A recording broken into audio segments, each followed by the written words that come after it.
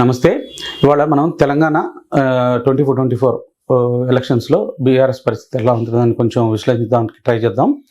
So MP ఎలక్షన్స్లో టీఆర్ఎస్కి 2019లో సుమారుగా 41.7%, అంటే ఒక అప్ 7% ఫ్రమ్ 2014.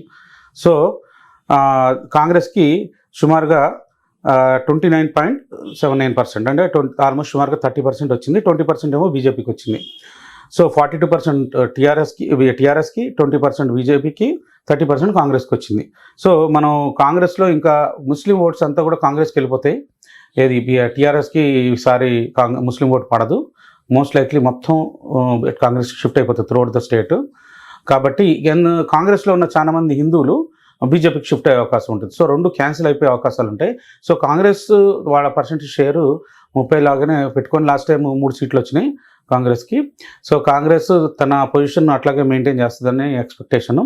కాకపోతే మేజర్ షిఫ్ట్ అనేది బీఆర్ఎస్ నుంచి బీజేపీకి వెళ్ళే అవకాశాలు ఎక్కువ ఉన్నాయి. సో ఎంత బీజేపీ 19.65% నుంచి ఎంత పెంచుకుంటూ పోతే అంత పర్సంటేజ్ యాక్చువల్ ఎఫెక్ట్ వచ్చేసి బీఆర్ఎస్కి తగులుతుంది.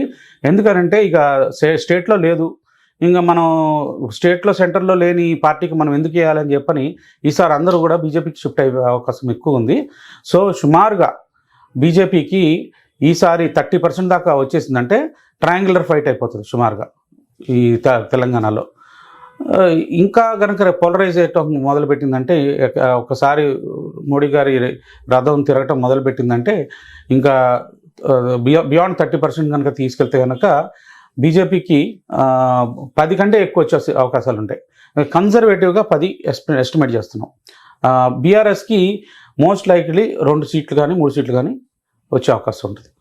బీజేపీకి మేజర్ పార్టీగా తెలంగాణలో ఆచరించే పరిస్థితి వచ్చింది. రాబోయే కాలంలో ఒకసారి ముస్లిం అంటే మైనారిటీ ఓట్లు కాంగ్రెస్కి షిఫ్ట్ అయిపోయిన తర్వాత ఇంకొక సెక్యులర్ పార్టీకి, బీజేపీ ఏతర సెక్యులర్ పార్టీకి వితౌట్ మైనారిటీ ఓట్స్ అసలు అర్థమే ఉండదు. సెక్యులర్ పార్టీ అంటేనే మైనారిటీ ఓట్లు తీసుకొని గెలవటం. సో ఆల్రెడీ మైనారిటీ ఓట్లన్నీ షిఫ్ట్ అయిపోయిన తర్వాత బీఆర్ఎస్ పార్టీకి అసలు మనుగడే లేకుండా పోయే అవకాశాలు ఎక్కువ ఉంటాయి. ఎందుకంటే కేటీఆర్ చాలా వీక్ అయిపోయారు కాబట్టి, కేటీఆర్ అన్న మన కేసీఆర్ గారు కేటీఆర్ లెవెల్కి వచ్చేటప్పటికి పార్టీ స్ప్లిట్ అయిపోయి వచ్చి బీజేపీలో అలయన్స్ కానీ బీజేపీలో కలిసిపోయటం కానీ జరిగే అవకాశాలు రానున్న రోజుల్లో జరిగే ఉన్నాయి. ఆఫ్టర్ ఎలక్షన్ జరిగే అవకాశాలు ఉన్నాయి. ఈ ఎలక్షన్ రిజల్ట్ తర్వాత పరిణామాలను బట్టి టీఆర్ఎస్ పార్టీ అంటే బీఆర్ఎస్ పార్టీ అసలు నిలబడుతుందా, స్ప్లిట్ అవుతుందా అనేది మనం ఊహించవచ్చు. సో ఫ్యూచర్ అంటే లాంగ్ టర్మ్లో, అంటే నెక్స్ట్ 5 yearsలో మోస్ట్ లైక్లీ బీఆర్ఎస్ పార్టీ మనుగడ లేకుండా పోయే అవకాశాలు ఎక్కువ ఉన్నాయి. లేకపోతే క్షీణించిపోవచ్చు, దాని శక్తిని క్షీణించిపోతుంది. ఇంకొక ఎలక్షన్ తర్వాత కంప్లీట్గా కనుమరుగు అయిపోయే అవకాశాలు ఎక్కువగా కనపడుతూ ఉన్నాయి. ఒక చిన్న పార్టీలాగా, ఒక కమ్యూనిస్ట్ పార్టీలాగా మిగిలిపోతుంది బీఆర్ఎస్ పార్టీ అనేది. ఎందుకంటే ఇంకో వాళ్ళకి ముస్లిం ఓట్లు రావట్లేదు.